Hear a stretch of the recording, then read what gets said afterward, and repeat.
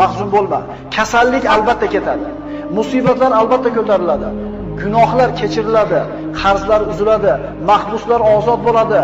G'oyiblar, ketganlar albatta qaytib keladi. Osiylar tavba qiladi, albatta yomonlar jazosini oladi. Mahzun bo'lma. Mahzun bo'lma. Modomiki odamlarga yaxshilik qilar ekansan, albatta mushkullalaring hal bo'ladi. Chunki odamlarga yaxshilik qilishlik inson o'zining mushkullalarini hal bo'lishiga sabab bo'ladi. Mahzun bo'lma. Chunki sen qilgan bitta hasanat uchun 10 dan tortib 700 gacha ajr beriladi. Balki undan ham ko'proq. Lekin qilgan gunohinggacha bittagina jazo beriladi. Mahzun bo'lma. Senda eng katta ne'mat bor. Chunki sen tavhid kalimasini aytganlardansan. Ahli qiblasan, musulmonsan, qo'lingni duoga ko'targan kishilardansan. Sen mahzun bo'lma. Mahzun bo'lma, chunki sen hayotning yengil og'ir, issiq sovuq, faqir boy holatida ham foyda ustasan. Rasul aytgan-ku, mo'min ish ajablanadi. Qanaqa kun kelmas uni foydasiga. Yaxshi kun yetsa Allohga shukr qiladi, savob oladi. Mashaqqatli kun kelsa sabr qiladi, yana savob oladi. Bu faqat kimga berilgan? Mahzun bo'lmaydi musulmon odam.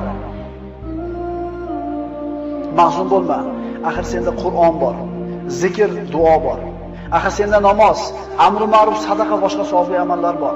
Boshqalarda yo'q bu narsa. Kim xohlardi dunyoda iymoningni berasan, dunyodagi hamma xohlagan narsani beraman desa, qaysi mo'min xohladi shu narsani? Odamlarga zulm qilayotgan, haqlarini yeyotgan, tuhmat qilayotgan, bo'xton qilayotganlar ham o'ladi. Zulm ko'rgan, sabr qilgan, savob umid qilgan kishilar ham o'ladi. Lekin Alloh taoloning huzuriga borganda kim yutuqda bo'ladi? Dunyo hayoti vaqtincha. Ad-dunya sa'a fajal xato degan Rasululloh. Dunyo 1 soatlik umr bor yo'q. Ana shu 1 soatni ibodatga aylantiringlar degan Rasululloh. Kim o'lmaydi? Kim o'lmaydi? Mahzun bo'lma. Axir qora bulutlarning tarqaganini, qorong'i tunni yorishganini, shamollarning to'xtaganini ko'rmaganmisan? Inshaalloh mashaqqatlaring rohatga, hayoting yorug'likka, kelajaging ne'matga to'lib boradi. Inshaalloh.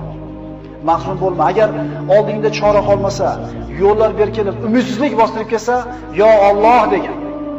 Mahzun bo'lma. Agar musibat, baxtsizlik, xavotir kelsa, yo Alloh degan. Mahzun bo'lma. Agar keng dunyo tor bo'lib ketgan bo'lsa, ishlar og'irlashsa, yo Alloh deb nido qilgin. Mahzun bo'lma. Agar oldingda ishlar yopilsa, yo Alloh deb nido qilgin.